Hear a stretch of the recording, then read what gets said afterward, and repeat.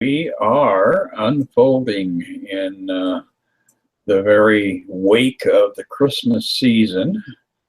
So it is getting colder and Christmassier here in the Midwest. The lights are twinkling at night because they seem to sparkle extra brightly with that 10 below zero weather that has moved into the region. How are you this morning, Stephen?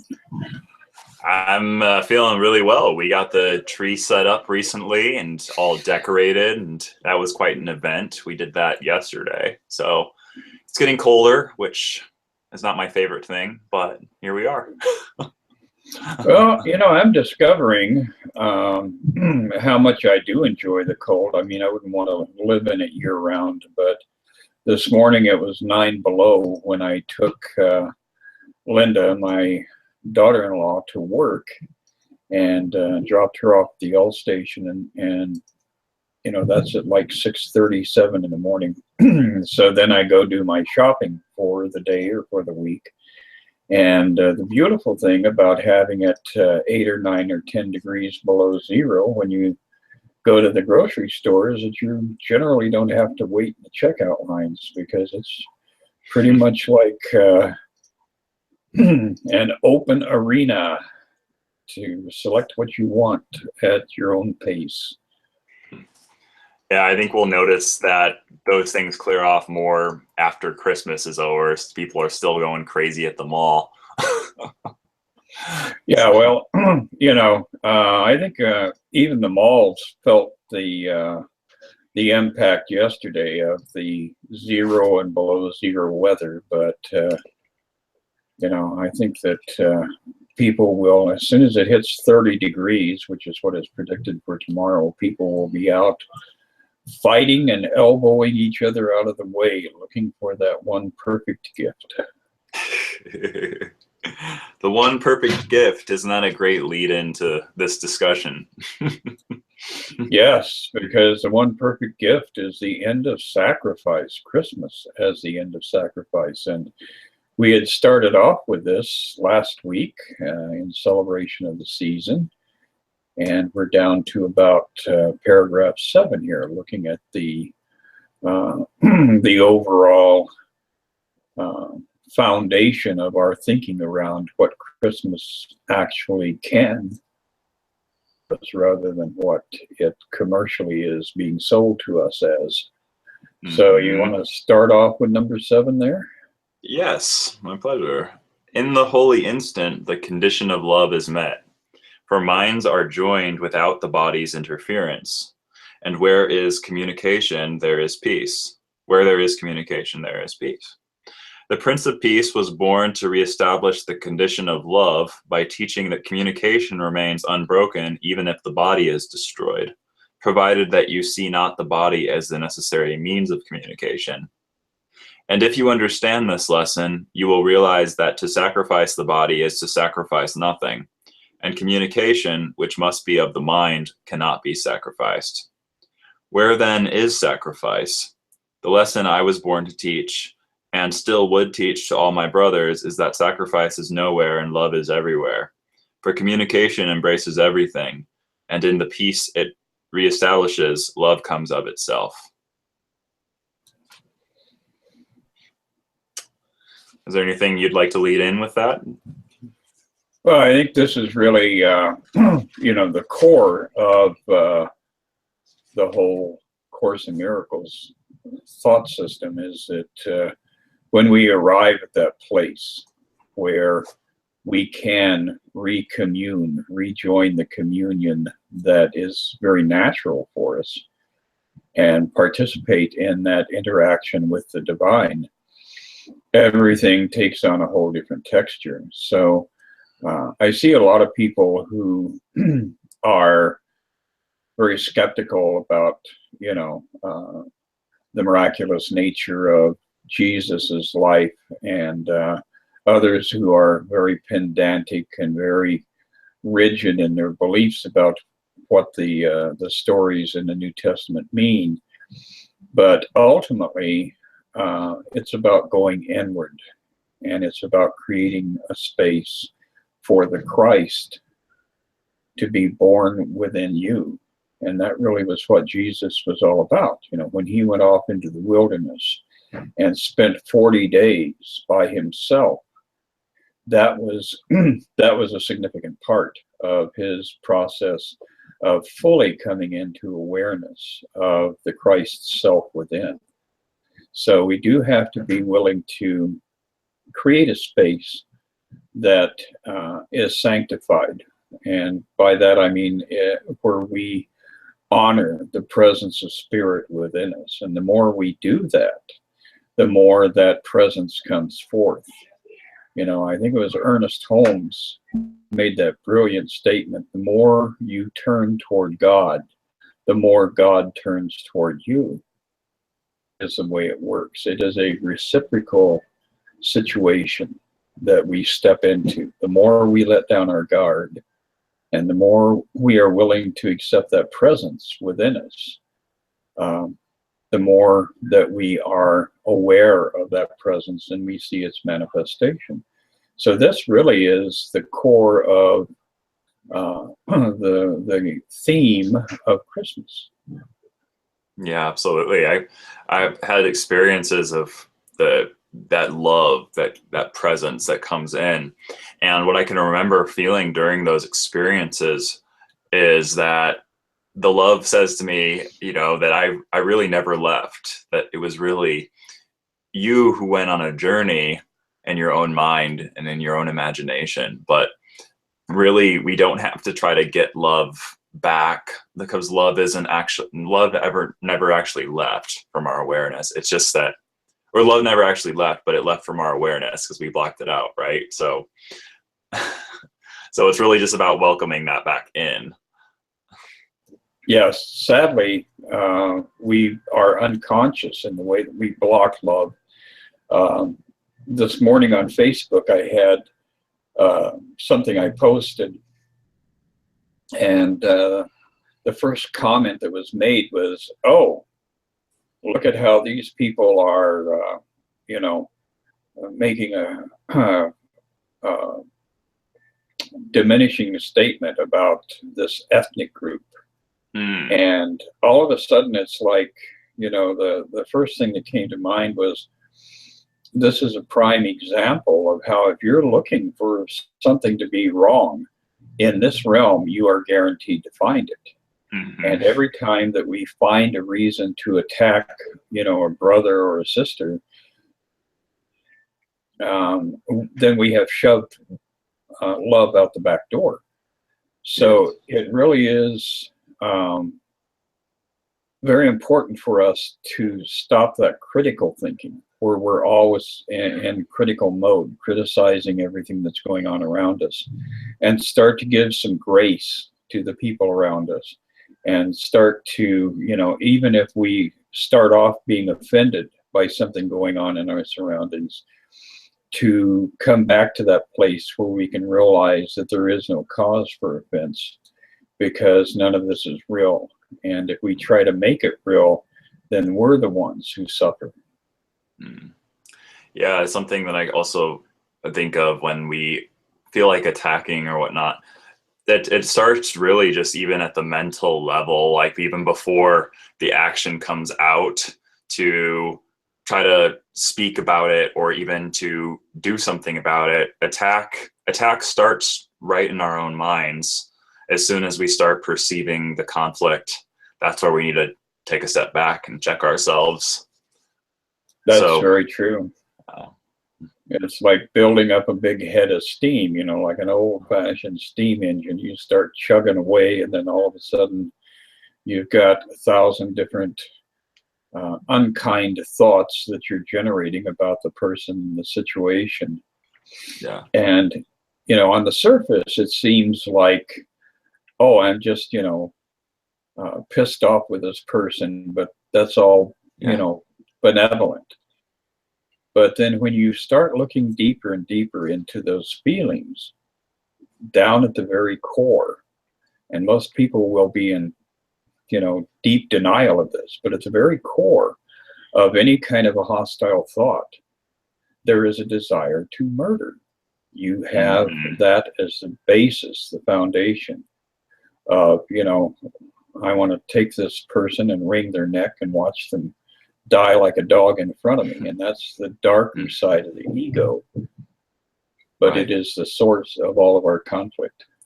Yeah, and that's something I feel that the Holy Spirit works with me on, not to be in a state of shying away from that or denying that part of the ego's nature, but to be willing to look at it from a neutral viewpoint and be able to look at it with some sense of courage, maybe, or just a sense of neutrality, being able to see, oh, this is what the ego wants. It wants to kill and to be killed too.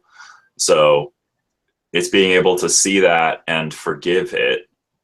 Knowing the origin of all that came from that desire to be separate from God. Yes, absolutely. It is a glorious thing that we created with that one simple thought of separation. But the good And news it's is, quite convincing too and persistent, because here we are still saturated with tons of evidence for how it's true. yes, very true. And, that again bespeaks of the immense power that we have as children of the divine. God didn't hold back in his creation or her creation of us. We took on that full potency that God itself contains. And that's how we managed to create such a convincing argument against ourselves and against our very own lives. Yeah, totally. That's even something with a show that we sometimes watch around here. You can find this kinds of stuff everywhere, really, in the media and our culture. But the show is like the Vampire Diaries, and thinking about that state of that vampiric nature of the ego. And it just always needs more blood to survive, more drama, more anything it takes to keep it perpetuating itself. So being willing to look at that and not have judgment on it, just being able to say, well, that's what the ego does. That is very true. Going on to the 8th paragraph, and this is where things start getting really juicy. It says, "Let no despair darken the joy of Christmas, for the time of Christ is meaningless apart from joy. Let us join in celebrating peace by demanding no sacrifice of anyone. For so you offer me the love I offer you. What can be more joyous than to perceive we are deprived of nothing? It's the message of the time of Christ, which I give you, that you may give it and return it to the Father, who gave it to me. For in the time of Christ, communication is restored, and he joins us in the celebration of his Son's creation." So, this is one of those things where we really see that idea that the Course extends to us, that everything you give without any attachment is restored to you within the act of giving, because of the complete oneness of God's creation. So nothing is lost, and the more you give, the more that you receive, because you're keeping that gateway open, you're keeping that circle uncluttered, and the love just goes around and around and continues to grow. Yeah, that's a really beautiful thing to consider. The Course talks about true communication being when you're creating love, when you're sharing love with your brothers, and sisters. So communication, yeah, that's something that has been coming up in my own personal life, of the idea of creating more of that open connection, open communication with the people around us. Because, although talking is a great way to get that ball rolling, what I think we're really sharing here is that presence of love that's coming in the presence of our talking. It's beneath the words. So, in my personal life, I think talking is a great way to get that ball rolling, get the communication channel opened up, though. It definitely is the beginning of communication, but communication, it does ultimately go much deeper. So we have to begin with that bridge of communion. One of my favorite universal languages is the language of music. And a lot of times when people come together in a musical environment, that's the beginning of acceptance and understanding. And then it goes, to the next stage of actual verbal communication. And then ultimately, there is that sacred union that occurs when the minds are no longer fearful of contact, and you feel that sense of brotherhood, you feel that sense of union with the people around you. So it really is a sacred journey. And, as we move into the Christmas season, there's all these opportunities to go out and find that unity in various events and within the family itself. Having a movie night at home often is just the beginning of that reaffirmation of, gee, I really love these people. I didn't realize how much I love them until I just spent time sitting with them without yapping, without saying anything, without doing anything, just being in the presence. So this is what we're seeking in our journey toward awakening. Yeah, that's what I'm finding so much of too, is that the idea of, Mother Teresa's quote of like, if you want to go change the world, then go home and love your family. Because really, in a sense, I mean, you could look at that from a couple different angles, but one of the angles that's my favorite to hold is that really that is the whole world. It's the connections that you hold. It's the love that you share with people. That, as far as the world goes, I would say that's the best part, the love. So why not invest in that? Why not contribute to that as much as you can and keep building upon that? Yes, absolutely. Well, we're down to that 9th paragraph. You want to take a look at that? Yeah. God offers thanks to the holy host who would receive him, and lets him enter and abide where he would be. And by your welcome does he welcome you into himself. For what is contained in you who welcome him is returned to him. And we but celebrate his wholeness as we welcome him into ourselves. Those who receive the Father are one with him, being host to him who created them. And by allowing him to enter, the remembrance of the Father enters with him. And with him, they remember the only relationship they ever had and ever want to have. That's really beautiful in terms of the last thing I was talking about. Sometimes I feel like the lines jump out and give me that nudge back into the alignment with God. Because in terms of thinking, well, I have these relationships with different people. Well, it's, the last line of this is the only relationship you ever had was with God.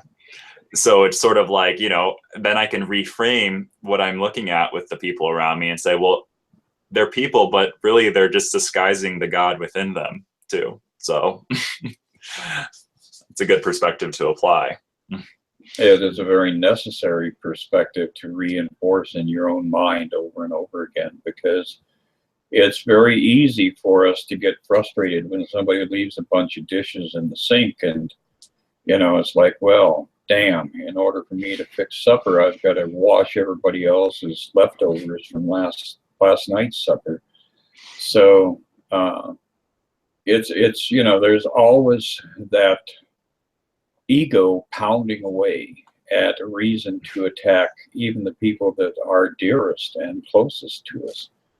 And so what we have to do is be vigilant and recognize when we're starting to move in that direction how very diminishing and destructive that will become almost immediately.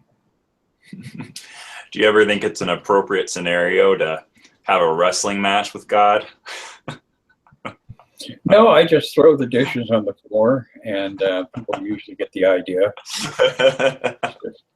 You That know, might be a passive aggressive form of wrestling. yeah, kind of, probably. But if you want your damn dinner, then clean your dishes. So He said to God, right? yeah, that's right. And God laughed. That's the best part. And God left. He laughed and dismissed the whole thing. And that's really how we have to approach it, is to be able to laugh at it and know that it has absolutely no impact at all. I think there is a part in the Old Testament of the Bible where God supposedly incarnates or something as an angel or something and wrestles with Jacob. Are you familiar with that? Yes, Jacob's ladder, absolutely. So he has to wrestle with him, and then what comes of that? Well, generally there is a recognition that that's accomplishing nothing, and so eventually we stop doing that. We stop trying to take our ego and come out as the victor and God as the vanquished. Oh, maybe it gets the ball rolling, though. It's better than the silent treatment. Yeah, that's true. That's true. Oh, so going forward with the topic. Did you want to say anything about that last paragraph too, or? No, I think we're pretty much right on point here. Okay. And paragraph 10, did you want to read that off? Okay, this is a nice one because it gives us the affirmation here. It says, "This is the time in which a new year will soon be born from the time of Christ. I have perfect faith in you to do all that you would accomplish. Nothing will be lacking, and you will make complete and not destroy. Say then to your brother, due to the Holy Spirit as a part of myself, I know that you will be released unless I want to use you to imprison myself. In the name of my freedom, I choose your release because I recognize that we will all be released together." So, boy, what a Christmas present this one really is. If you can release Donald Trump or Hillary Clinton or whoever it is that really bites your butt, then you have given them and yourself a glorious, glorious Christmas gift. And I think that's, a nice way to finish up the synopsis of this, of how we approach the season from A Course in Miracles perspective, because Christmas is a very, very sacred period for us. It is that acknowledgement that Christ lives. And even though there were some ugly things that happened around Easter time to the physical mortal body, the truth is that Jesus is always a presence and available to us anytime that we want to summon him. Yeah, couldn't have said it better than that. I think that actually I might need to release the people who are so against Donald Trump, because I see a lot more of that flying around. Yeah, it's the whole thing is hysterical when you're right standing outside of it, but when you're right in the middle of it, it is definitely an ugly scenario. So again, Jesus gave us that very, very timely bit of advice to be in the world, but not of the world. Don't get down in the mud puddle because you're going to get dirty. Yeah, absolutely. And so I'll want me to read off this last paragraph? I think that would be perfect. Okay. So will the year begin in joy and freedom. There is much to do, and we have been long delayed. Accept the holy instant as this year is born, and take your place, so long left unfulfilled in the great awakening. Make this year different by making it all the same, and let all your relationships be made holy for you. This is our will. Amen. You know, that last line I really like, or the almost last line. It says, uh, line number 13 says, "This is our will." This brings out the paradox and the mystical aspect of that which is God. And one of my favorite things is when you go back and you look at the book of Genesis, when we're first starting to look at man and how man was created and creation story. God creates man as a spiritual being. And if you listen to the rhetoric, it is something that I think very few people have paid attention to, but there's this magnificent, magnificent dance of words that give you an insight as to the nature of God. Because in that very beginning, God said, "Let us," plural, "create man," singular, "in our image and likeness." Now, that doesn't mean that God is a multitude of, gods.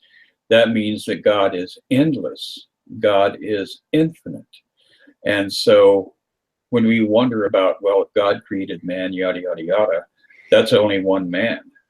The rest of us are, out here as beggars and thieves. But no, within the oneness, within the singularity of the divine, there is infinitude, and the same is true with the child of God. We are infinite.